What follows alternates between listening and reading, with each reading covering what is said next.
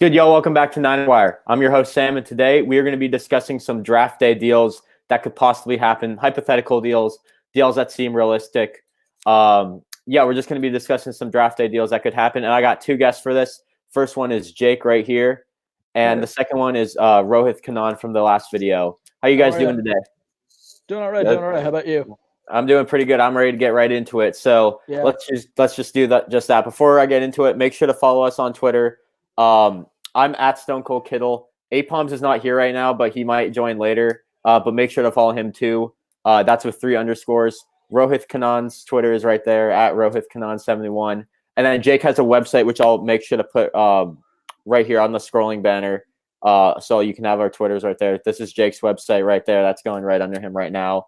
Pause the video, copy the link. But anyways, we post a lot of stuff there. Jake just uploaded a new mock to his website. 2 rounds final before the real draft. Yeah, it should be a good one to look at. And Rohith and I post a lot of sports content, Niners content, other sports. So yeah, make sure to follow us there. And if you have any other questions during the video that you want us to answer, make sure to leave them in the chat below or in the live chat, wherever you're watching. So without further ado, let's just get right into it. So we each made about 3 to 5 hypothetical deals that could possibly happen during the draft. And we're just going to share why we made these deals and like what to expect out of them and teams that we could expect to trade down. So I guess I'll get it started with my first deal. And my first deal, this is kind of a deal that I've seen being thrown around a little bit. It's with the Cleveland Browns trading down. So right now I've heard that Ezra Cleveland is their guy from multiple reports, which in my opinion surprises me. I feel like they should take a better tackle considering that offense is loaded besides their O-line. So I have them trading down. I think it would be a good idea for them if Ezra Cleveland's their guy. And then some teams that I was thinking about are Miami, Denver, Atlanta. All those teams I've heard might want to trade up Miami to get maybe a receiver or Kinlaw or someone like that. I've heard Denver wants a receiver. I've heard Atlanta wants Kinlaw, so they might want to trade up. And then also the surprise team I threw in there. If New England wants Jordan Love, they think he's their guy, or if somehow Herbert or Tua falls, then I think they could do that. But so that's my first deal. I want to hear what you guys have on that. If you want to add on to that with any other teams. Yeah, I have something to bridge off that. I actually have the Saints in one of my deals because I have the Saints having 2 deals to move up because I really see. Oh, you have them moving up? If they want to move up, they have 2 options: either build for the future if maybe Tua falls or they like Love, or go for it all in this year where they have so little holes to fix and maybe take a receiver at 10. My mock offer was the Browns getting 24, 41, and a 5th, and then the Saints moving up to 10. And that's the offer to get either Tua or maybe, I don't know who their favorite receiver is, but they will likely still all 3 be on the board at 10. Yeah, I'm going to let Rohith talk, but I actually have the Saints trading down. I'll get into that later, but I want to hear if Rohith has anything on to add on to that. One of the trades I'm looking at is probably – we all know that Philadelphia has barely any receivers in the receiving room, and the Niners are actively looking – or could probably be looking to trade down from either 13 or 31. For now, I just want to look at that 13th overall pick and maybe trading down with Philadelphia to get 22 and maybe a 3rd and a 5th. In return, they get 13. So maybe they can get a receiver. I feel like that's too little for like a team that's trading like from 21 to 13. Like that's what 7-8 spots. That's and like early mid first round. That's a lot. I think a few years ago, I think that the Bills traded up 5 spots with the Bucks, and they had to give up 2 seconds for that.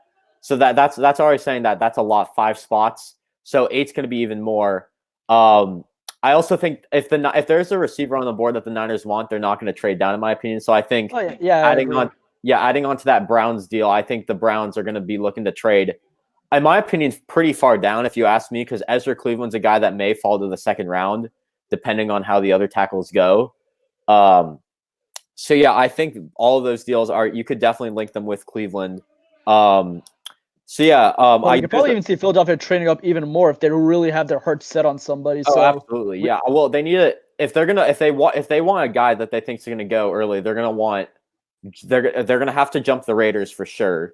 Well, Like at I the mean, bare minimum, they have to trade with San Francisco, and at most, they have to jump in front of the Jets, the Raiders, and the Niners if they want to get Yeah. somebody. I've been hearing the teams that are going to trade with the Niners are teams that mostly, especially at 13, teams that want to tackle, just because I've been seeing in a lot of mocks that fourth tackle going on the board and off the board in Tampa Bay, and a lot of teams want to jump in front of them and scoop up a Becton or a Thomas, whoever falls back behind the Browns, Giants, Jets. I mean, there's a lot of teams that could take a tackle.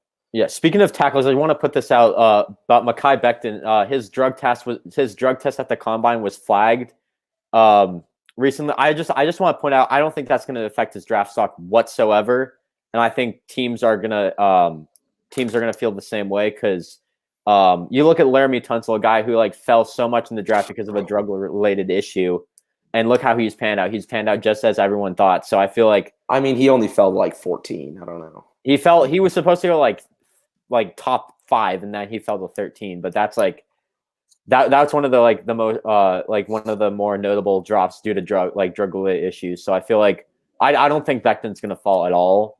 The only reason I think he would fall is because like it logistically would make sense because like Giants might take Simmons and then Jets go receiver or something like that. I mean, how confident do you guys feel about the Giants taking Simmons? In the end, I think they're gonna go Wills, but I feel like I've seen just more reports, like more and more reports going up saying like that the Giants are locking on Simmons. I think like if you take a look at like the beginning of free agency, it was all tackle, or even at the beginning of the year, like when they were like looking at like right when the offseason started for them, like it was just tackle.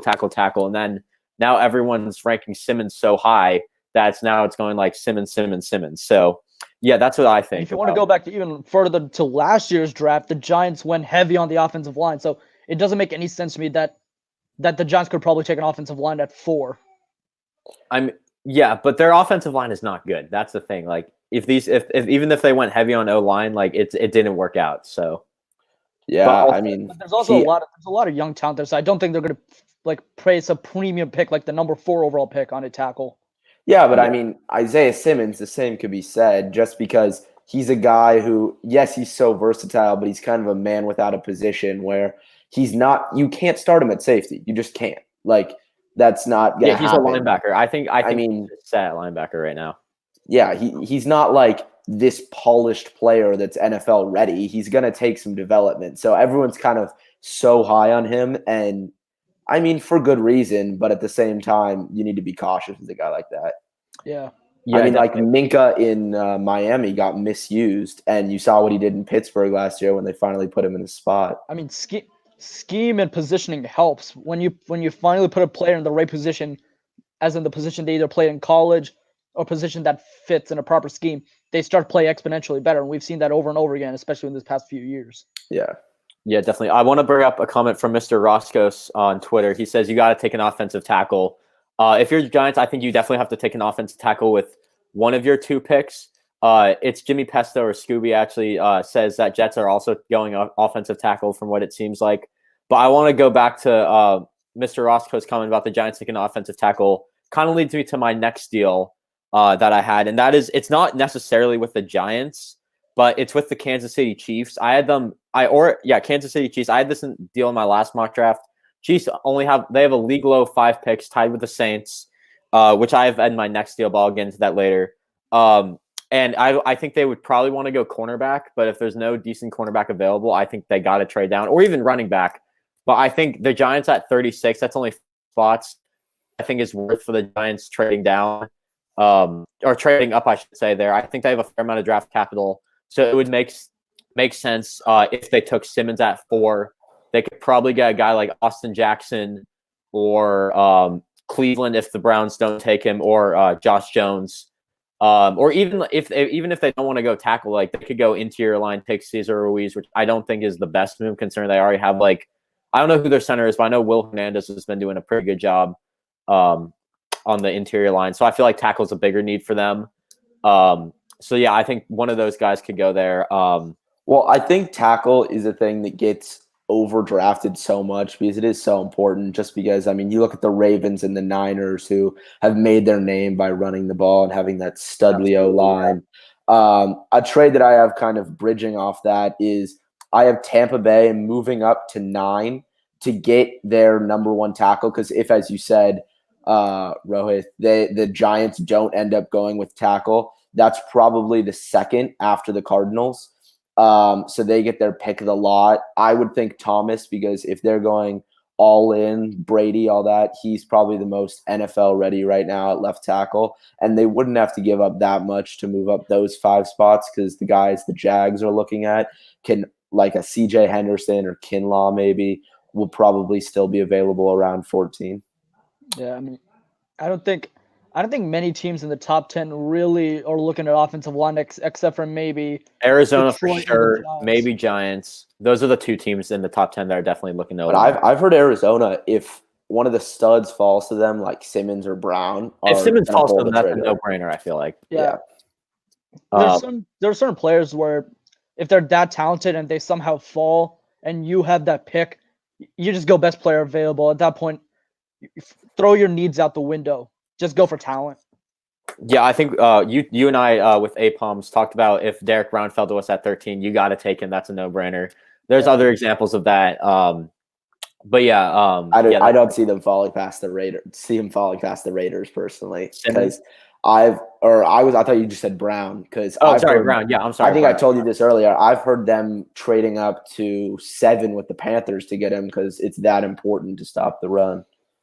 Yeah, how is their defensive tackle? I don't really want. I mean, they have Hurst, who's been pretty good. Hankins is okay, but I mean, those aren't big like franchise cornerstone guys. As well as their D line as a whole is not great. They only really have Crosby. It's Crosby's alone out there. They're hoping to develop Farrell, and he says he's going to be a completely different player, but with no training camp and all the preseason stuff, I mean, you never know. Yeah. Yeah. You got anything to add on, Rohith? Oh yeah, I completely forgot about this fact that Mr. Roscoe's pointed out that the Dolphins lost Laremy Tunsil in the Houston trade last year, and I think we kind of completely forgot the fact that the Dolphins might also be looking at offensive linemen now, especially if they might be looking to maybe protect their future stud, and that could probably be a target. Maybe if Miami wants to trade down, acquire more picks, they still also have more picks in the first. So if they don't want to use that, I want to say they have the 5th overall pick. They have 5, 18, and 20. They have so many picks. They have like 5, 18, 26. For them though, them losing Tunsil, in my opinion, isn't that big a deal. Just because for them it's BPA, best player available. I agree. You can say that. I think them, the Jaguars, maybe, and several other teams, the only ones who Jaguars should definitely go best player available on their board every time. Yeah, exactly. Well, I think Jaguars should personally just fill a need at 9, whether it's Kinlaw or Henderson. I think they should just fill that need really quickly, and then from there on, just go best player available. But I think the Dolphins are. You said they would trade down. I think they would want to trade up, get their guy. You look at again, kind of as I said with the Browns deal that I mentioned that first. If Browns want to trade down, then Miami could probably give up 18 in a second or something, or even 18 and 26, considering like 8 spots at that spot is a lot. With that, some teams consider. So I feel like Miami was. When you say get their guy, do you mean like a tackle or yeah, what? a tackle? That's what I mean. Like because I'm kind of adding on to Mr. Roscoe's point that the Dolphins lost Tunsil and their O-line was atrocious last year as well. So I would not be surprised to see them trade up. Lions making pick 3 available. Yeah, Jake had a deal about. Monitor if the Lions aren't really if they don't really want to take a blue chip prospect at number 3 overall, they could trade down because that is a highly valuable pick. Yeah, I think Jake actually had a deal with the Lions making pick 3 available. You want to get into that real quick? I do, yeah. As I said earlier, the Saints have 2 options, and this is the other one for me. I think I have them trading up to number 3 because, I mean, New Orleans Brees on to be an NBC broadcaster, and Taysom Hill isn't really the long term as much as they say that they love him. What else do I have in my notes? The Lions seem to be getting – I mean, they've said all this stuff about how they want to move up.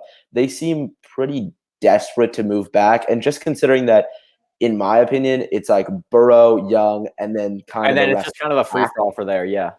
So, I mean, the Saints could move up, take whoever they like, Tua, Herbert, or Love, whichever quarterback they want to succeed Drew Brees. And then the mock offer I have because the Lions, it's become known that they need to make the playoffs this year or they're cleaning house, right? So I have the 24th pick, the 88th pick, a 2021 third rounder, and Alvin Kamara going to the. That's a king's ransom. I That don't know. is- I that feel is- like I mean, they're I- moving up from 24 to 3, though. So so. Oh, no, I Kamara, understand that, 24, a but first you next think- year.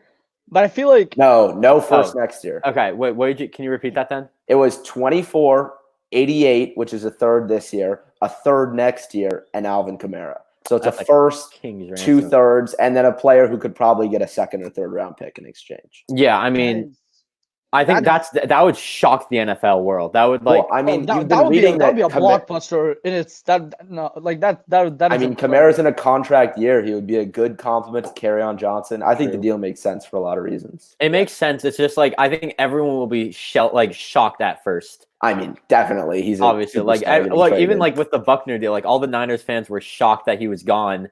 But in reality, it makes sense. Mr. Roscoe says that's not a bad trade at all. Which now I'm kind of seeing agree.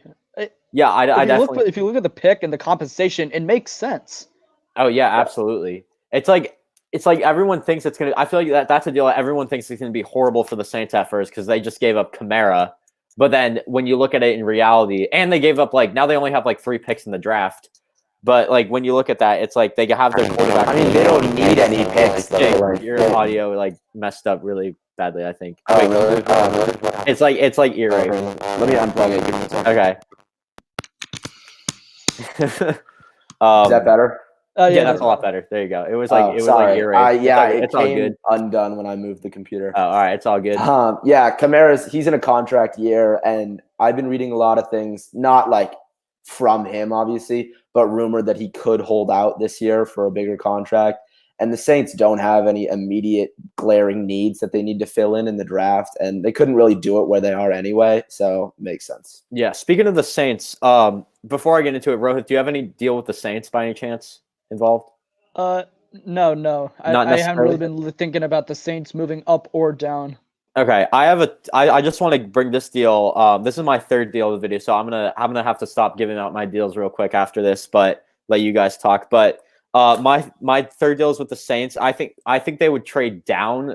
I think it's a bit more reasonable that they would trade down if we're looking at something that wouldn't shock the NFL if they want to really stay competitive, because they have a league low 5 picks, and I think if Jordan Love's available, they're probably gonna take him because I've heard they're really high up on him at 24. But if he's off the board, I think they need to fill a few more needs. So maybe trade down, get a quarterback later. I've heard Jacob Eason would be good for them, maybe, from what I've heard. And Tom Brady. Oh, no, not Tom Brady. The Patriots, I've heard, also are looking at Eason. But anyways, that's a different story. But I feel like, again, a team like that needs tackle, wide receiver, cornerback. Those are the 3 deepest positions in the class. So there's going to be a lot of talent at 24 with that. A deal I proposed in both my earlier mock drafts was Philly trading up to get a safety there, which I think still makes a lot of sense because they need that secondary help. They lost Malcolm Jenkins. Their secondary was atrocious last year, even though they have some guys that are okay, but safety is a huge need for them, so that might make sense. But also, I don't know the Philly point. I think Philly's for sure going to trade up or make a deal this draft, whether it's up or down. So one of the trades I have, and it's once again it's building out the fact that there's a pretty deep quarterback class, and we could have a couple of people fall. Maybe we don't know. Wait, quarterback or cornerback? QB. Okay, yeah. We could have a quarterback fall, mostly because there's a potential for a run at multiple positions, namely offensive tackle and wide receiver. So we could see a couple of names fall that we originally think would not fall. And in that regard, I think Pittsburgh might trade up to number 25 with Minnesota to maybe try and pick up a quarterback, maybe a Jordan Love or a Jacob Eason. And the trade I have that they probably might do is trading away 49, 83, and 102 to move up into that 24th overall spot, and that 25th. I'm sorry, 25th spot, and that might be. I might be short charging it a bit. They could probably add in a pick or a player, but I think that's probably like a good starting talk if you want to get that 25th pick. Yeah, I don't know. I mean, speaking on quarterbacks falling, I mean, this doesn't really matter, but I don't know if you've looked at the Bleacher Report fan voted mock draft at all. I think it's like at 29 right now, and Herbert still hasn't been picked. I mean, that may not matter to franchises, but it matters more than you would think what the fans absolutely. want and what they care about. I mean, Herbert just isn't that energizer for a team like the Chargers, who's really looking to punch that. That's why I think they're going to take Tua if he falls to them. I think Tua is like their guy. I feel like that's another deal. I think if Miami doesn't take Tua, Chargers have to capitalize on that. Like, I mean, that's great. You don't have to trade up. Like, they have no-brainer. They have a talented team. And their quarterback is Tyrod Taylor, and he's not your starting QB. He's not. I mean, I've heard they like Easton Stick, and they're just going to wait until he's ready. But I mean, how long can you wait for a 6th-round pick? I mean, yeah, I've seen. I mean, Chargers, like, they have. I think they don't have that many needs on their team. If we're being real, like, they have a great secondary. They what's the word? Like, I just got Try Turner from the. They got Try Turner. That I think. He's like a 5-time Pro Bowler, and he's 26. Like, that's crazy. I know, it's ridiculous. They improved their pass rush a little bit. They got Linval Joseph. I've seen reports saying they want to like O-line. I don't buy that at all, considering they got Try Turner. And then you also got a receiving core, great pass rush. They also added Brian Bulaga. I forgot about him. They're not going to take a tackle with. I mean, their interior offensive line is good, but how about their tackles? Wait, who are their tackles actually? Bulaga and Try Turner. Yeah. Oh, right. Okay. Yeah, Bulaga and Try. Yeah, I can Google. I felt like one of those players played inside. I'm like, wait. No, I think I don't know who their guards are, but I know Pouncey's their center. Forrest Lamp is a guard, right? Forrest Lamp's a guard. I don't know how he's doing these days. If they need a guard, they could take Cesar Ruiz or wait. Like, I know there's some guys around 5, Jonah Jackson, Robert Hunt. That guard out of Michigan, it's like Ben Braberson or something. They're all saying Try Turner's a guard. So yeah, wait, really? I didn't know. Turner's a guard. Lamp is a guard. Pouncey's their center. Okay, yeah. And then Trent Scott. I don't know. Okay, yeah. So that maybe a tackle is the right thing. I always thought that Turner. I thought when they made that deal with, they made that deal like wasn't it like Okung for Turner straight up? Yeah, I think so. Yeah. So I think So then they. I thought that's why I had them not going O-line that much because I feel like they got. I thought Trey Turner was that trade was simply that Carolina wanted to get a guy with less years on his deal. Because they're kind of Turner's the better player. They just wanted to shed salary. Yeah, definitely. Speaking of Carolina, if Turner is a guard, that means they definitely need an offensive tackle. So, assuming Tua Tagovailoa goes to the Dolphins at number 5, I think that just opens the window for the Chargers to probably take a tackle. Yeah, I would not be surprised to see that happen. I feel like I know Jake in our offensive rankings video, like we both like you were saying that you think Herbert's not going to do well at all. So I don't. Well, I mean, I don't hate the guy, but him being taken in the top 10 is kind of a joke to me. Like, I can totally see that. I think I saw something on Twitter like he's like one of those. He's kind of like you look at guys like Jameis Winston, Mason Rudolph. There's some other guys I forget they were, but those were all like tall quarterbacks that a lot of people were buying. I mean, he's a little more athletic than he's a bit more athletic, but still. When everyone says, "Oh, just watch his Rose Bowl game," I mean, I must have been watching a different game than everyone else because I felt like the Wisconsin defense was constantly like running him out, and he couldn't pass the ball. Yeah, that's what that Rose Bowl game was not good. I mean, he had 3 rushing touchdowns, and that's what everyone points to. But those were like scrambles where he's like running for his life, and you can't do that against a more athletic defense in the NFL. That's something that doesn't translate the non-athletic run. I mean, improvisation, extending plays, and playmaking. That's all important. Things that you need to have in the NFL, but you also need to be able to throw the ball in those cases. Keep your eyes downfield. Yeah, definitely. If you guys want to keep talking about that, I'm more than welcome to. I don't mean to be interrupting the conversation, but if you guys have another deal that you want to propose, then go ahead. I mean, I don't know. I think wait, Atlanta might be interested in trading up. I've heard rumors saying they might trade up, and some of the more outlandish ones have said they might be trading up for a quarterback, which I don't buy those at all. I don't buy that at all. No. But I think that the Falcons will trade up, maybe into the top 10. I've heard Again, Kinlaw. maybe with Cleveland, and they could probably be taking a defensive back if one of them falls. I've heard the reason they would be trading up was to get Kinlaw, because I think right now Henderson's probably falling to them unless the Broncos. No, I disagree. I really like Kinlaw and Henderson, and I think there's no way they both. I don't think either of them falls to them, to be honest. Oh, really? Yeah, I don't. Well, I think that I don't think either of them make it to 16, obviously, but well, Kinlaw's not making it to 10.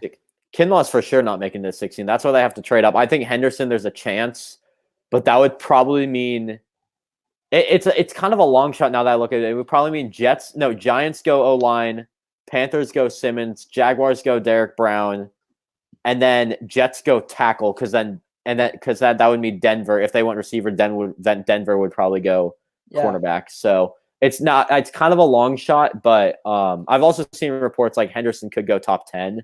Yeah, like that's why I'm saying that the Falcons might trade up to number 10 with Cleveland in order. Yeah, I think they're for sure going to trade up. I have their deal being with Carolina actually, because as you said, I mean, Carolina might take one of those, because I have the 4 guys they're targeting are Okudah, Henderson, Brown, and Kinlaw.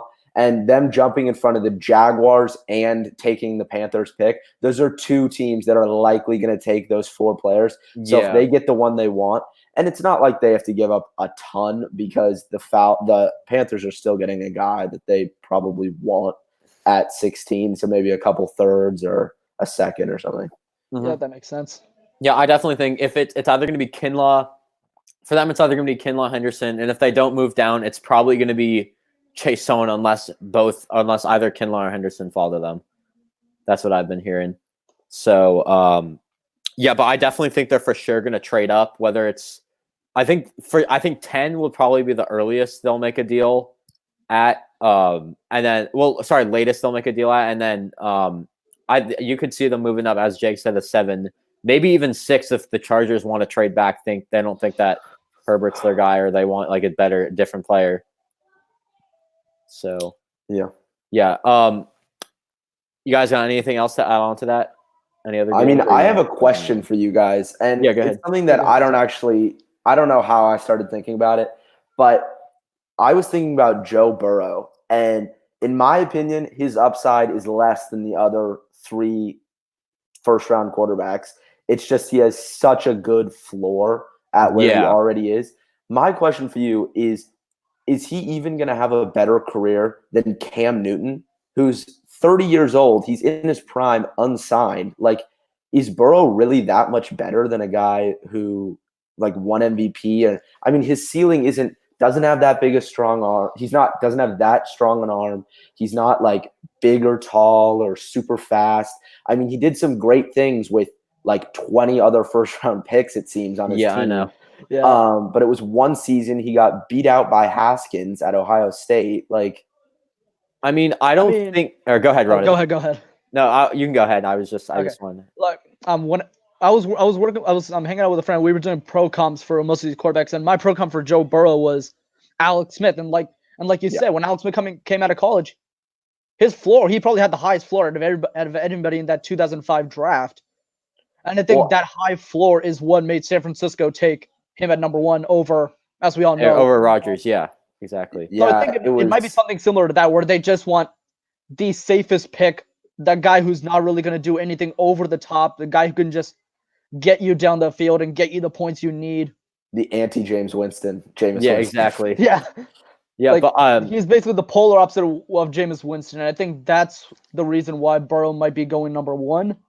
And to answer your question, I don't think he's going to have a better career than Cam Newton, simply for the fact that Cam Newton had certain athletic gifts that he was able to use, and that helped him when he barely had any weapons to work with or an offensive line to even speak of. Yeah. And Cincinnati is much worse than that 2010 Panthers team was that got the number 1 overall pick. Oh yeah. For sure. That 2019 Bengals team is much worse. They did. I mean, all across the board, and I don't see any way as to seeing how Burrow could be able to succeed. yeah. Well, I Or at feel least like not immediately. yeah. Well, I mean, I think if Tua doesn't get hurt, he's for sure the number 1 pick. Let's just put that out there. Oh yeah. Like Without a doubt. I just think that Burrow is like not.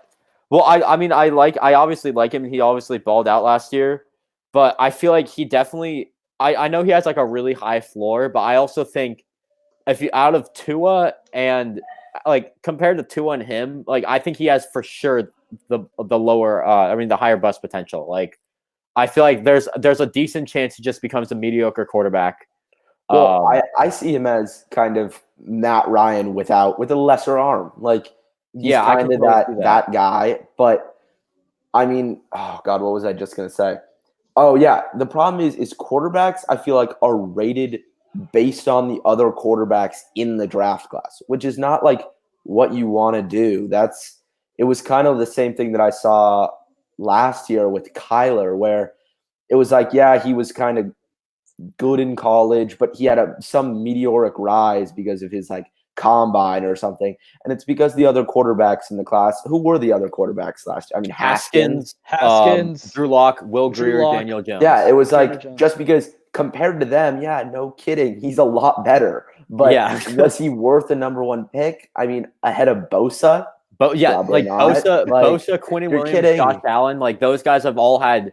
Well, not Quinnen Williams, but those guys were all like definitely better players than him. If we're talking about, I think we're going to be saying the same thing about Burrow and Chase Young in a couple of years, where it's like, Young is the better player. Like absolutely, and also like about with Arizona, like they already had Josh Rosen. Their O-line was just horrible, and that's why like he was just put in a bad system that gets traded to Miami with another horrible O-line. I mean, and like so he's just getting put in bad system. Like if you put him in the team.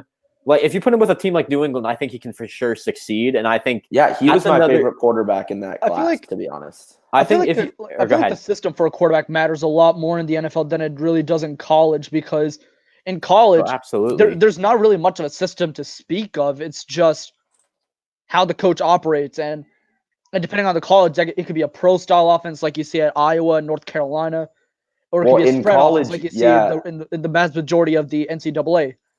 In college, it could be like, Oklahoma is kind of, okay, quarterback, you go make the play. Like, that's the Mayfield, Murray, like, Hurts. I want you to go. You can run. You can pass it deep. Like, I just need you to get the ball into this end zone by any means necessary.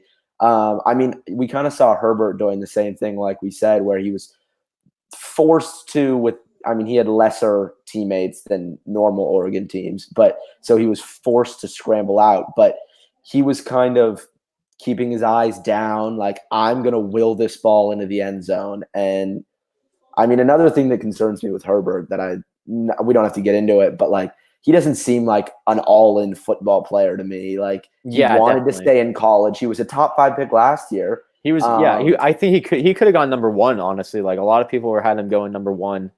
And then he's going to be a doctor after he plays football. Like, he seems like a Jake Locker type, where he's going to make all his money and then be like, oh, bye. Yeah, I'm out. Yeah, I feel like I can definitely see him. I can definitely see him being a bust. I think he definitely has more bust potential than Herbert I'm talking about Herbert. He definitely has more bust potential than Tua and Burrow. I think even maybe Jordan Love. I think Jordan Love's a bit raw, and I think he's kind of like that guy like Mahomes that needs to back up a year before starting. So that's why I feel like a team like New Orleans is a fantastic fit for him.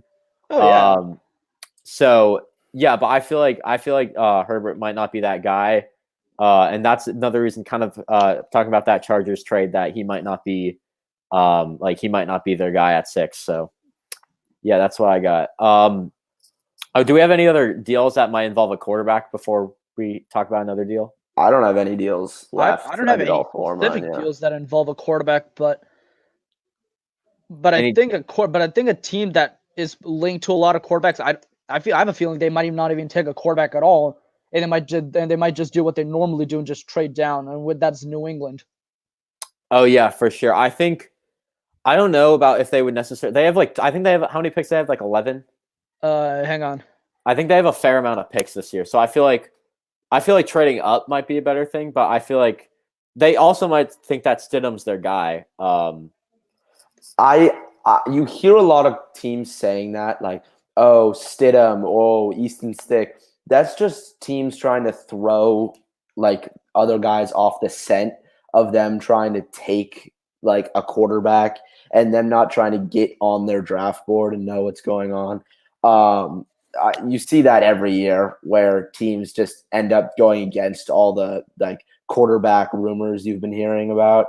But that's the different thing this year. I've been hearing a lot that it's like normally teams and scouts form a consensus, like big board, because they're all together throughout all the combine. Yeah, but now it's like, and now they're all completely different. And a lot of the mocks have formed that consensus for the teams, even though that might not necessarily be correct. Yeah, I've heard that like wide receiver, cornerback, those two positions for each team, their big boards are so different from each other. Like you might see a guy like Cam Dantzler go round 1, or you might see Justin Jefferson fall to round 2. Like it's going to be like there's going to be a lot of guys there's going to be a lot of reaches or picks that people consider reaches, and there's also going to be a lot of people. I think Okuda is going to go a lot lower than people think. Yeah, I think that's reasonable. I just feel like I don't know why Detroit would want to pass up on a corner. That's my thing with them. Like, but I feel like right now for them, it's either going to be Simmons or Okuda. Like, you got to take like one of the better players available. And I feel like the only reason I have Okuda going there is because like he fills that need like right away. So I've also seen, and tell me what you think about this, but Detroit trading that number 3 pick for maybe an NFL ready, not NFL ready, but in the NFL, like stud. Like I've seen it going for Chandler Jones or like Patrick Peterson. Arizona would never do that. Arizona has Arizona wouldn't do Chandler Jones for the number 3 overall pick. They're trying to build a playoff contender right now. First of all, I don't even think Detroit would do that because then you're underselling the number 3 overall pick. I mean, how old is Chandler Jones? 30. Is he almost in his 30s? He's 30 and he's going on a team that's rebuilding. I don't think that makes sense. No, that makes no sense. You think Detroit's rebuilding? They're trying. Well, I mean, they traded. If they're rebuilding, they're getting a new head coach. Like, and I mean, GM. Patricia. I think Patricia's not. I think they will eventually fire Patricia. I don't think he's that good of a coach. I think he's more like I feel like right now they're just adding every Patriots player possible. I don't like really see what they're doing. Matt Patricia reminds me a lot of Jim Tomsula as how he is as a coach. He's just trying to build a culture that doesn't really exist. Yeah, that's exactly what I'm saying. Like, I don't really feel like I don't really know what they're doing. So I feel like, and Chandler, they're not ready. Like that NFC North right now, you have Green Bay, who just went 13-3. You have Minnesota, who's decent. You have Chicago, who has a good defense, mind you. Like they just need a better quarterback. Another team you could see taking a quarterback, maybe. And you got Detroit, like the NFC North. Foles? What? They got Foles. Is he the guy though? Really? Like that's the thing. I mean, you've got Foles and Trubisky. I don't see why you would. I mean, like, maybe you've got just the development and you've got the big contract. I mean, I wouldn't be surprised if they if they took like a guy like Anthony Gordon round 5. I wouldn't be surprised. Well, but that's not. I don't see them like trading up to get Jordan Love or anything. But yeah, I mean, and it also doesn't make sense for them because the Bears don't have a first; they have 2 seconds, and then their next pick is a 5th. Yeah, I just don't see it because they're in such a win now mode. I mean, that Khalil Mack trade kind of thrust them into overdrive, and they didn't seem ready on the offensive side of the ball to keep up with that. Yeah, definitely. Yeah, but back to the Arizona point, I don't think they would trade like Patrick Peterson or Chandler Jones because right now I feel like they're trying to build a playoff contender, especially with that Hopkins deal. Like, even though they're in like the hardest division in football, like they can still compete for a wild card spot. Like they can do a lot. Especially like Kyler Murray playoff format. Murray Hopkins. And wait, this year there's an extra playoff team? Yeah, that's 7. It's this year. Oh wow! Starting next year, we also get the 17th game. Yeah, and like look at ACC's comment that the Hopkins deal basically showed that they're trying to make the playoffs. Like considering they gave up nothing for that, and like considering that happened, like I think you have to go forward and like try to contend because you have like you were just given the best player in the league, like not the best player in the league, but one of the best receivers in the league for absolutely nothing. Like you still have so much you can work with. So I don't know why on earth they would trade a guy like Chandler Jones or Patrick. No, Peterson it wasn't. just yet. I disagree with the trade overall. I saw it on CBS, I think. Oh Maybe yeah, it was- then I would absolutely not do that deal. But yeah, I wouldn't be surprised to see Detroit trade back. Maybe even Arizona trading back. Maybe they want more capital and want to fill. I know like those Tampa and Arizona are two teams that they were just put in that situation to contend, like based on who they signed. So and they still have more needs to fill. So like because I feel like Arizona, there's still some like needs on that. I feel like really they have like one guy at each position that's really stands out to everyone. So I would not be surprised to see either of those teams trading back. Do you guys think the Jaguars? Okay, speaking of that number one pick, do you guys think the Jaguars could probably trade up to number 3 if they don't think Gardner Minshew's their guy? Maybe. Oh no, I don't think they would pick. go quarterback. I feel like they would just. I feel No, like he said if they trade up to number 3. If they trade up to number 3, assuming they don't believe that Gardner Minshew's their guy. I feel like if they trade up to number 3, they take Okuda, or because I think in my opinion, cornerback's the bigger need. But where they are right now, it's probably going to be a defensive tackle, considering it's Derek Brown and Kinlaw should both be on the board right then. And plus, they have pick 20. So considering how deep this cornerback class is, can get. I completely. Don't they have? I think that's from the Jalen Ramsey trade, right? Yeah, it is. Okay. I feel like people misconstrue Okuda. He's not. I feel like he's not going to go to a team like the Dolphins or the Jaguars who aren't ready to compete yet. He's a high what's the point of him going to the Lions? Technical, because he's NFL ready. He's the most polished corner. What do you mean? Yeah, but the Lions are. You just said like he's not going to a team because he's not going to a team that's not ready to compete, and then you like the Lions are like the consensus pick. I feel like either way, like Sam, the Lions are trying to compete right now. Do you not? I mean, I have Matthew Stafford, Galladay, Jones. Does he have left on his contract? Stafford? Yeah. I don't know. I just don't see like how I don't know what the Lions are doing. That's my point. Like I don't think I mean if they try to compete, then that's good for them. I just don't think it's gonna work out, and then they are trying to compete. I just that doesn't he's not a free agent until 2023. Stafford? Yikes. That's a tough one. Yeah. 27 million. Right, okay, here's the thing. Right now he's 32. I think this is a complete long shot, but what Detroit could do, they could maybe draft a quarterback and just have him sit behind Stafford for like a year and then just ship him off. Like how Kansas City did with Alex Smith and Patrick Mahomes. Just have their young guy just sit behind the experience. But that's a huge contract to ship off. Well, I mean, you could also just cut him. He only had 60 million guaranteed, and I think that's up after this year. Well, they did that. They did that with Newton, like the Panthers did. Okay, if the Lions cut him after this season, his 2021 dead cap is 19 million. Oh, damn. So I mean, I don't really know what the Lions. I mean, it's going to be.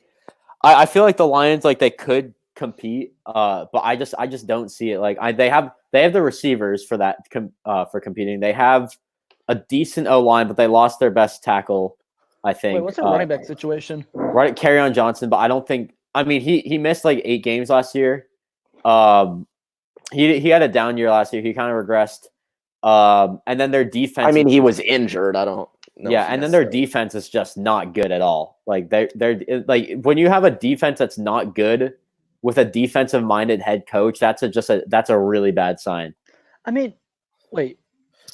I mean, it kind of regressed from they were doing better 2 years ago. I think it didn't help that they had David Blau starting for a lot of the season. Oh yeah, absolutely. And the defense, everyone says that they're not connected, but that's just not true. I mean, again, when you actually look at how their season started, they started 2-0-1. Yeah, tying with the Lions, and then they beat the Eagles and then somebody else. They beat the Chargers. They lost. I think that Green Bay. I think honestly, like for them, like now I'm kind of getting your point of like competing. Like I can see them somewhat being good. Like you look at it now because I'm looking at that Green Bay game. Like after that game, which they lost, like that rigged game with Green Bay, they're just like they just completely crashed. So I mean, and if you look at how they've played, oh, you froze. Give me a sec. Oh no, not you, Rohith. Are you there, Rohith? Oh yeah, I'm there. Yeah, you froze for a sec. Oh, I'm sorry. No, what were you saying about them? Okay, if you actually look at how the Lions have played, they tied, won by 3, won by 3 again, lost by 4, lost by 1, and that's in the horrible officiated Monday night game. Yeah, Lost by 12, won by 5, lost by 7, lost by 7 again, and this lost is all by with a backup 8, quarterback, lost right? by 3, lost by 4, lost by 13, and then they lose by 21 to Tampa. And keep in mind, after the Lions Raiders game, at that point the Lions are just starting David Blau for the rest of the season. They've been playing with a backup ever since the Vikings Lions game, I think. Like whenever Stafford got hurt. Now I'm kind of and then they've kept all their games close. So I mean, it Patricia. makes sense that if they want to compete, they could. But I don't think they're going to compete as well as you probably think. I don't think they can compete, Well, but I I mean- feel like now I'm kind of seeing your point about like how they can definitely try to compete, Jake. I'm definitely seeing that now. Well, I mean, I wasn't even trying to comment on their team, which I think, yeah, it's somewhat ready to compete, but they're what am I trying to say? Their front office, their head coach and their GM they're going to get fired if they don't compete. Oh yeah, this they're year. definitely on the hot They're not seat. going through another rebuild, and they're the ones making the decisions right now. So that's what I was trying to say. Like, they're not going to pick a guy they're trying to go all in. Is what I'm saying. Yeah, I can see that I have now. a feeling, Definitely. I feel like what they're trying to do is what the Niners tried to do in 2018, which is have a high pick and use it on a position of value, make some moves in free agency, and try and compete. Because Well, yeah, it kind of like that's what they're kind of. Well, and then that worked out like for them. I mean, you look at now I'm kind of like seeing how you look at the Niners. Like they did that in 2018 offseason. Then Garoppolo goes down. They go 4-12, and now like you look at the Lions. They didn't necessarily try to compete last year, but then once Stafford went down, like their season just kind of plunged down. So now I'm kind of trying to. Now I'm kind of seeing how they definitely can contend. It could be a dark horse team. Do I think they'll make the playoffs? No, considering they're in a pretty good division. and more importantly, the good conference. Yeah, Yeah, good conference, I mean, good division, and also they are the Lions. Like nothing goes well for them. I don't know if you've heard anything about this, but I've heard some things that say Ron Rivera would much rather start building the secondary than the defensive line to start. And I've actually heard the Lions and the Redskins trading picks similar to the Niners Bears, where the Redskins could get a lot of picks to only move one back, and the Lions get a player who, like Chase Nick Young. Bosa, is pretty ready for the NFL and ready to make a difference. That would be I think that would be a good move. I think everyone would shame the Redskins like so much. I don't think. I mean, well, they would. What would the Redskins go? Cornerback there? Well, I'm assuming that they would probably trade back again, just because they don't need to take Okudah right there, but they probably would take Okudah or Henderson if they traded back to maybe a team trying to trade up, like we talked about with the Lions. Yeah, definitely. I think. But I go ahead, don't Rohith. see making that big a trade just to move up one spot. I just don't see that happening, because if they're looking at somebody, more likely than not, the player they're going to be looking at will be available at number 3. I don't see any reason for who. Well, Chase Young is what I was saying. If they don't make the deal, he's going to get taken by the Redskins, is what I'm saying. Yeah, absolutely. Yeah. That's a no-brainer right there. So. No, I'm trying to go back to your comment about Ron Rivera trying to build a secondary. Yeah. So that's why I'm saying that even if the Lions wanted somebody, let's assume they go Okudah at number 2, which if that happens, burn the franchise, fire everybody. That would be crazy. I don't see that. If the Redskins really want to build their secondary, at that point, just go in free agency and then try and develop some players later in the draft, if that's what they actually wanted to do. Because with the number 2 overall pick, in my opinion, taking any defensive back in the top 5, you're reaching, in my personal opinion. 100%. So it doesn't make sense to me that to build a secondary, you would trade back just one spot. Oh yeah, definitely. You'd have to look somewhere else. Yeah. But then they would. If I was saying that they would trade back again, but I think Well, I feel So like trade back to 3 and then trade back from 3 to like. Because I was just trying to think of teams who would be kind of desperate to get Chase Young and give up a good amount. And I'm thinking that, as we talked about, the Lions are looking for NFL-ready guys who could make an impact at the next level. I don't who they just signed a pass rusher, didn't they? Or no, maybe it was a middle linebacker. Who was the guy? Jamie Collins. Jamie Collins. That's Jamie right. Collins from the Patriots. Yeah, another Patriots guy. Obviously. How many guys do they have on their team that play with the Patriots? Well, didn't they just get Shelton too? They got Shelton. They got Oh my goodness. They got Shelton. They got Trey Flowers. They got Jamie Collins. They have Matt Patricia, Amendola. It's like, have you seen the picture of like there's like a meme going around? It's like a picture of the Lions logo, but with Patriots colors and like that Pat Patriot hat right there. Yeah. I mean it's crazy what they're doing.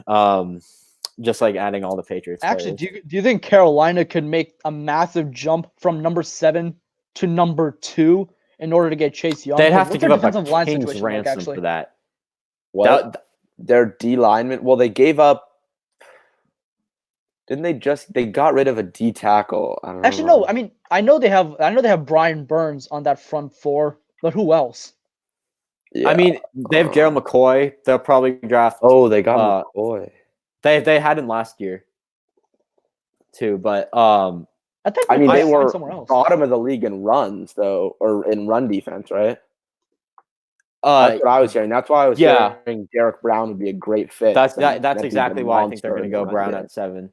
But I think the thing with if the Panthers wanted to trade up to 2, they'd have to give up a king's ransom. Like they would probably have to give up like a 1st, 2nd, 4th, maybe even a 5th in their first next year. And considering like that, they're not that good of a team, and I don't think they're Kawan Short.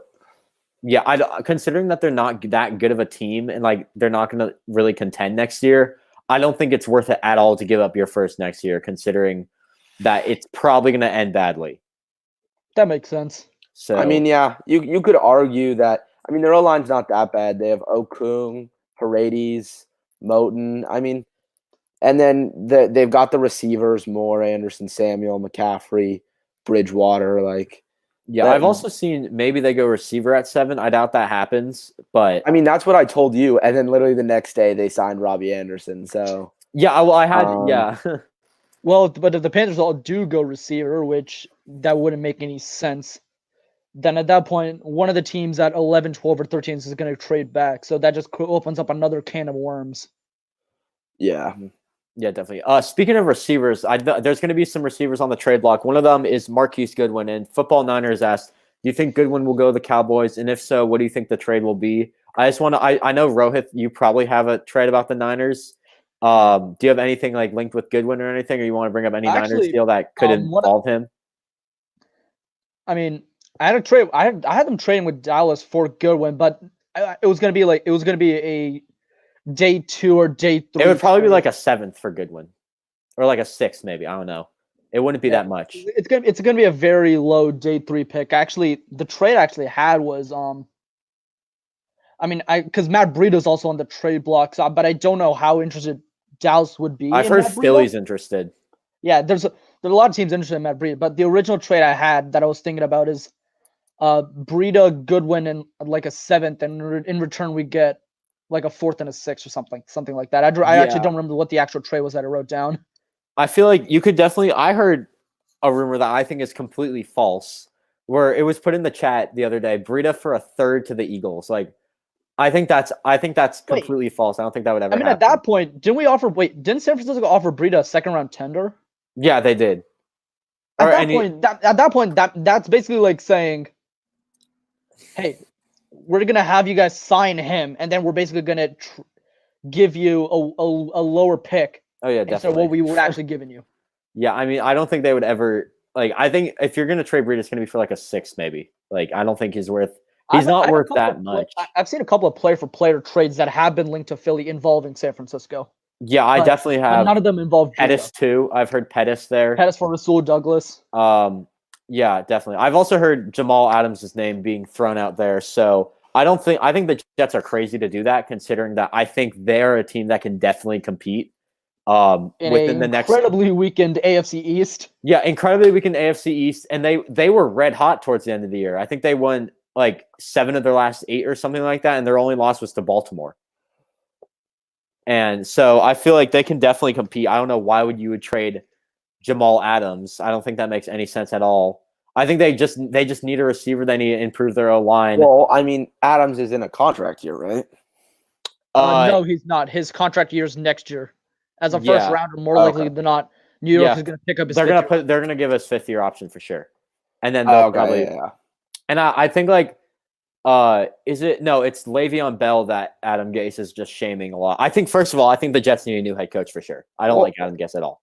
No, I think it's stupid that they gave who was the GM who made all the signings and then immediately got fired. Oh yeah, that was. What are you doing? I know they fired them, and then like Adam Gase is kind of like kicking Le'Veon Bell out of there, which, like even though he definitely regressed last year, like still, I mean, but to be fair, that offensive line did him no favors. Le'Veon Bell's gift, is his patience and his vision, and when every running lane is clogged up, what is he supposed to do? Yeah, I know exactly. Like it doesn't make sense. I think that's another reason why I think they're going to go. I feel like the Jets, their offensive line is built more for a power running scheme, and then they just bring in a zone one cut running back. Yeah, Leonard. He's another guy on the trade block. Fournette is actually a player that I could see being traded to the Jets. I think it could probably even be a player for player trade, and I feel like both sides will maybe do this, but it wouldn't make Leonard Fournette. That doesn't make it doesn't make sense because it's like the Jags are a team that's kind of rebuilding. So like you guys have been rebuilding since 2018. They were supposed to compete. Well, they were competing in last few years when they had the Saxonville defense, and then after they completely lost their way. I didn't even know what happened. Well, I think their entire team's class, everybody hates each other, and now they have no idea what's going on. Wait, do they still have Miles Jack? They do. I haven't heard about I remember that guy was a beast, and then I've heard that there's something going on with Telvin Smith. Blake, I think Telvin Smith retired last year. He retired 2 years ago. Yeah, I know. I think that was Miles Jack is still in the Jaguars. Yeah, Miles Jack's there, but I feel like I personally blame it on two guys, Blake Bortles and Tom Coughlin. I think those guys just Bortles, first of all, he just slowed their offense down so much, and then Coughlin, apparently 25% of the grievances filed were against the Jaguars, and there was an NFLPA announcement the entire NFL saying don't sign with the Jaguars. Yeah, it was I think it was just there was a lot involved that just completely collapsed. But I think Shahid Khan is starting to challenge Dan Snyder for the most hated owner in the NFL. No, I wouldn't say he's hated. I think it's just their front office that made the mistake. I don't blame it on Shahid Khan at all. I blame it on the front office. He hired guys because they were supposed to be good. They did well in 2017, and then they just okay, we did 2017. Now let's just debacle right there. Yeah, I feel like this happens to a lot of teams in the NFL. They get one taste of success, and then they just put all their eggs in the basket. And then when it falls apart, they have nowhere to go. And I think the biggest example we can see right now is the Rams. I don't think they have a first round pick until 2022, maybe 2021. They traded theirs to Jacksonville for the next 2 years, right? So that means they don't have a first round until 2022. And they think their earliest pick for the next 3 years is maybe a second or a third. And they're an absolute cap a second, hell. I think. So what? And all of that happened after they made it to the Super Bowl. Yeah, well, I mean, their defense. they went all in, built on cheap labor, and when that stopped, it was. I know it was bad, man. Yeah, definitely. You guys want to have any other trades that you want to talk about real quick? I don't have any. I don't know any that I made. Yeah. Okay, I have one more that I just want to propose to you. It's a bit out of the blue. We're kind of going a bit off topic. Yeah. But the last one I have is with Seattle. I think they're a legit candidate. I know this might surprise everyone. I think they're a legit candidate to trade up, not down. They always trade down every year. This year, I think they might. I can see them trading up. Yeah, I think they need their O-line I think their O-line honestly cost them that game against the Niners week 17. That was an awful performance by their O-line. I mean, Edge Wilson's rusher is great, also but a how huge. long is he going to be able to run for his life? Yeah, exactly. Also, edge rusher is a huge need for them, considering that it looks like Clowney and Ansa won't be back. So I think 3 teams that they can trade with. First of all, in my last mock, I proposed a deal with Dallas. And this is when Chase Sohn went off. Henderson and Chase Sohn, I believe, are both off the board at this point. So who are they going up to get? From what, 27? They would trade. I would say they would trade up to 17 and take a tackle. That's what I would say. And then Dallas trades back to get Epinesa or Gross Matos. And then also 2 other teams I have, the Raiders at 19. I know they don't have that many picks after the first round. Well, like in between like round 2 and 3. So I think would be. They have 3 third-rounders. So. They have 3 third. They don't have any round 2 picks, so it might be good for them to do something like that. And then also, if their guys are off the board, like if they don't get their guy, Philly would be a good team to trade back, so they can maybe trade up. I don't think Philly's going to necessarily happen because I think the top 4 tackles will be off the board by then. Dallas is probably the safest bet. Raiders could be a bit of a risk, but it might pan out. We'll see how that happens. I mean, I agree that they do have a need for offensive line, but they've always had a need for offensive line ever since Lynch left, and their running game has been. But I mean, they just don't draft. They just don't draft offensive linemen in the first round. They haven't. I know edge rusher. I know that they need defensive line depth. Also, they could trade up if Chase Sohn's not off the board. They could trade up and just get him right there. Or they might trade up a bit. Like I think you could also jump Minnesota to get Gross Matos either at 22 or like right before 22 or at 25. But I feel like those are like 2 glaring needs that really cost them the division last year. Like that final game against San Francisco, like their O-line was horrendous. And their pass rush didn't do that much, I felt like. So I feel like they're definitely going to need one of them. And now, especially now, you got like O-line, especially now you got Chandler Jones, you got to face Aaron Donald, you got to face the Niners D-line. Those are 3 D-lines on teams that could possibly compete. So like you really got to like protect your quarterback there, because then everything's going to go wrong. It's probably arguably you're playing the best defensive line in the NFL, and then you're playing 2 of probably the top 10 best D-lines in the NFL. Yeah, and like you're playing like 2 of the you're playing like top 5 defensive linemen, like maybe even like 3. I could arguably say you're playing 3 of the top 5 defensive linemen twice a year, so that's 6 times. You're Nick Bosa, Aaron Donald, and Chandler Jones. You're playing either one of those. Like you're playing either one of those guys 6 of your 16 games. Like you definitely got to protect your quarterback. And then also you look at the schedule for next year. You got Buffalo. They're gonna have to play, I believe, Atlanta, who has added Dante Fowler. They have a decent pass rush, and I think they're gonna add on to that. And then you're also gonna still has a decent defensive line, even though their defense is built off their secondary. The defensive line is something to sneeze at either. Yeah, definitely. I think also Dallas. No, not Dallas. I'm trying to think. Minnesota definitely. Redskins are going to have Chase Young. Eagles have a decent pass rush. It's like you got to protect your quarterback if you're in the NFC West this year. I think I may have found a team that may trade up. Yeah, all right, wait, hang on one second. I just want to hear what Jake had to say. I don't disagree that that's their need. I don't think that's how you keep saying that it's more desperate than ever, but it's really not. It's not. I wouldn't say it's how they do. It's how they run their team, and you could say they're not a dynasty, but they kind of are. They've been good for Russell Wilson's whole career.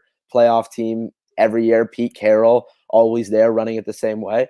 And I don't think they're going to suddenly change it because they have a perceived threat in the division that is greater than normal, but not even that much greater than normal because, yes, the Niners are new, but Aaron Donald's always been there. Chandler Jones has always been there. It's not like it's earth-shaking. I mean, it's not they're new, still but beating those teams. It's like the thing is now you're in a division you're in the best division of football where really you could see anyone come out of that division and get in the playoffs. I know people are already counting out the Rams. I feel like they still have a talented team.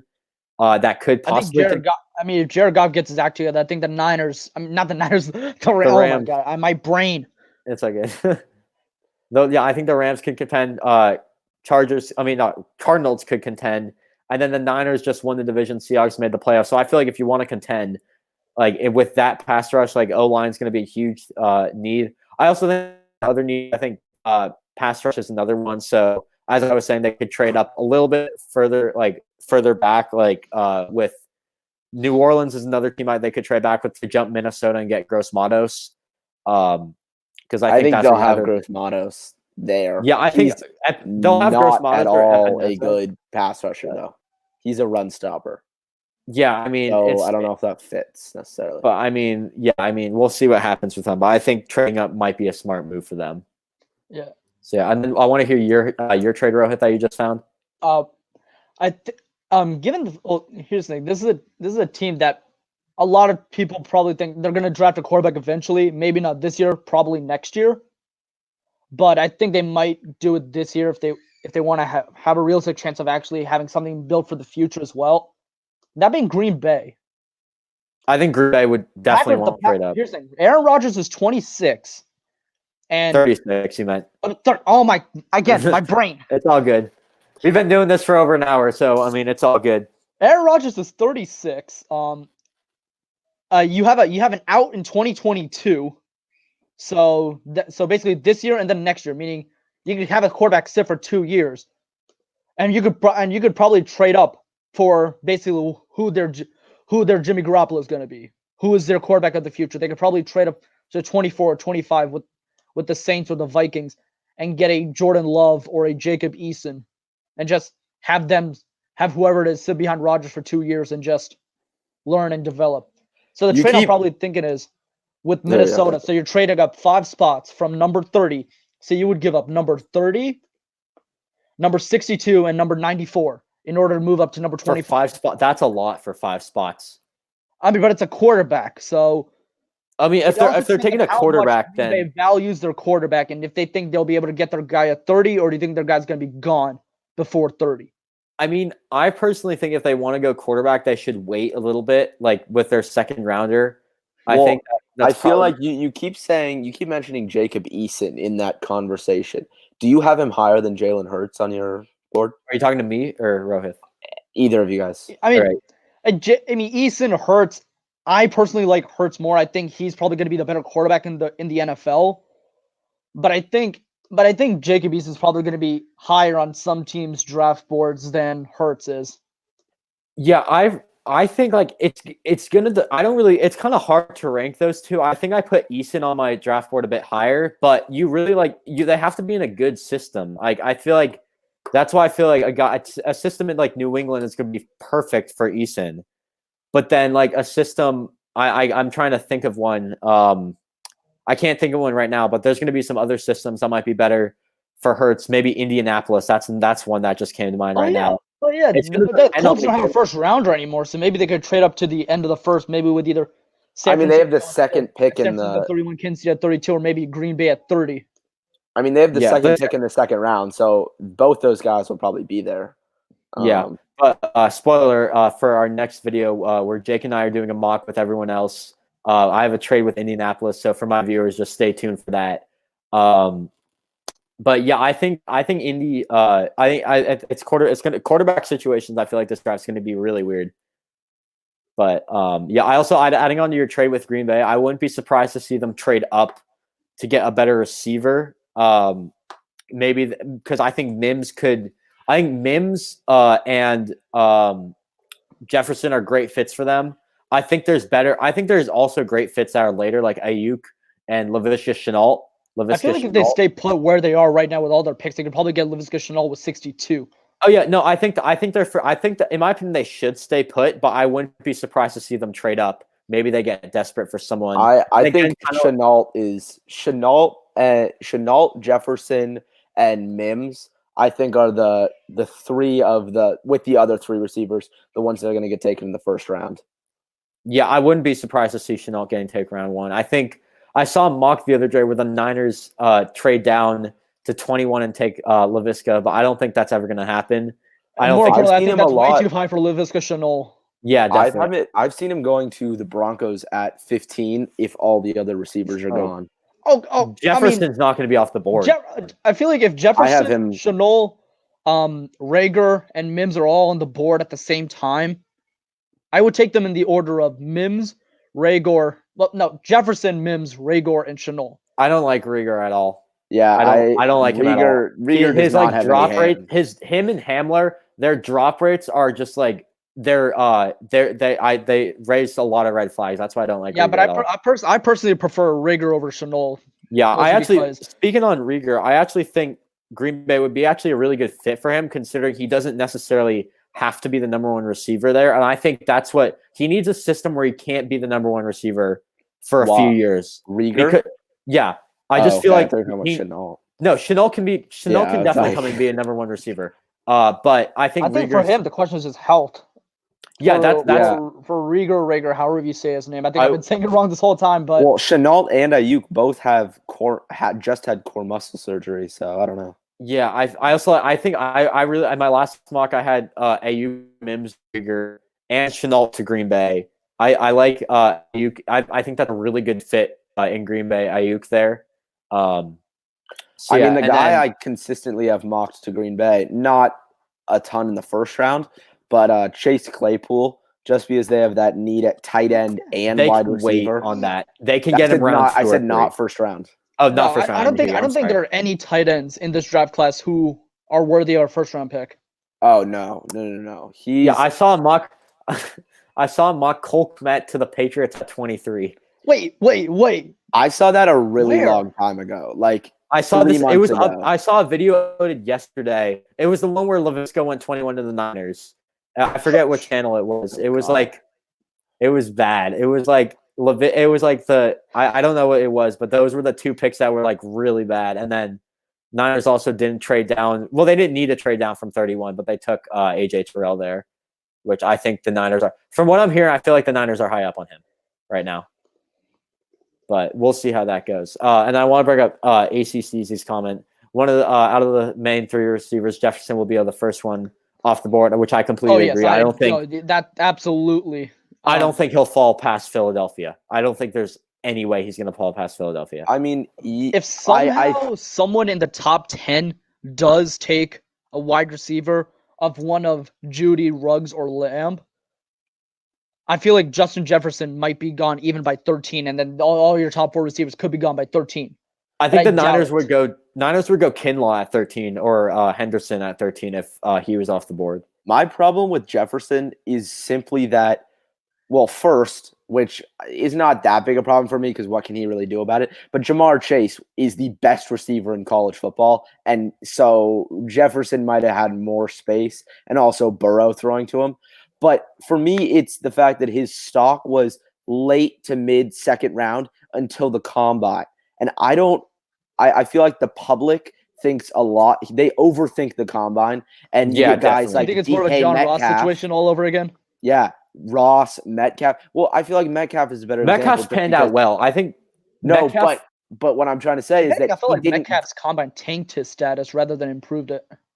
Really? I thought DK Metcalf was more of like a borderline first, early second, and then he falls all the way to 64. Well, no, he fell, but I think that was just because like I said, the public overhypes it, and people who don't really know don't watch college football or haven't heard about anything. They're like, oh, that guy's so fast. Like, yeah, the combine don't really care about that. In my opinion, the combine doesn't mean shit. Like, it's like you look at, or I think I mentioned this in one of my videos with Jake. I mentioned Orlando Brown.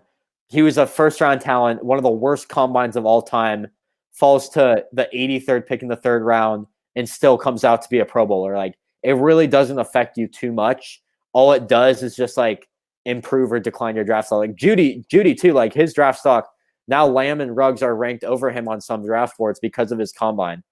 So it's like, yeah, it's definitely going to be interesting to see what happens with those guys who did well at the combine and those who didn't.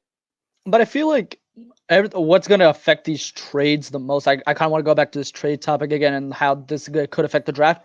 I feel like there's going to be a run at multiple positions, and we could probably see even a run at defensive linemen and tackles. Oh, yeah, for sure. A whole lot.